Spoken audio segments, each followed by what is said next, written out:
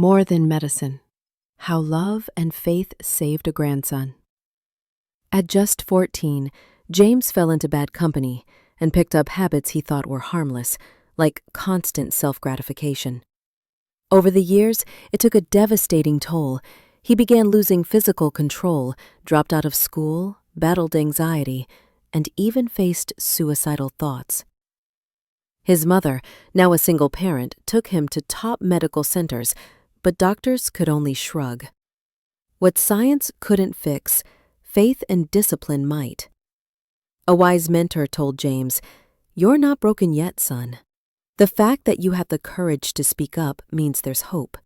Through early morning walks, mindfulness, spiritual reflection, and avoiding explicit content, James began reclaiming his life. He replaced harmful habits with prayer, community support, and clean living.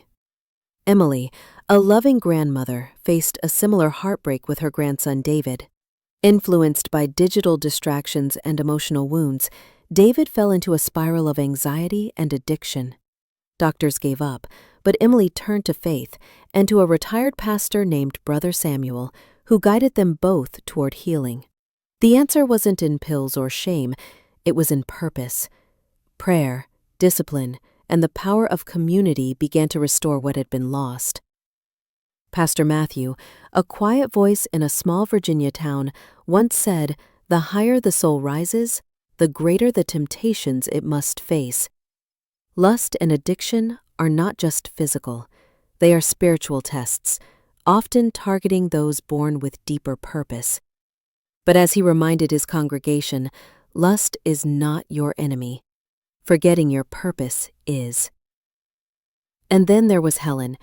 Her grandson Michael, barely 16, had slipped so far into despair that he stopped speaking.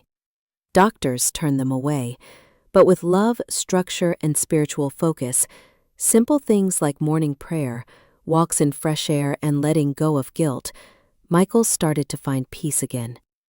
Life lesson. Sometimes healing doesn't begin with medicine, but with hope.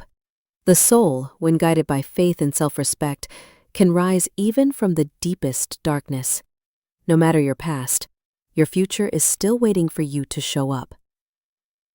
You are not broken. You are becoming.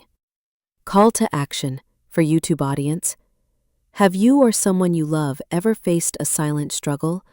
We invite you to share in the comments below. We read every one. If this story touched your heart, please like, subscribe, and join our community of healing, compassion, and second chances. Let's walk this journey together. You're never alone.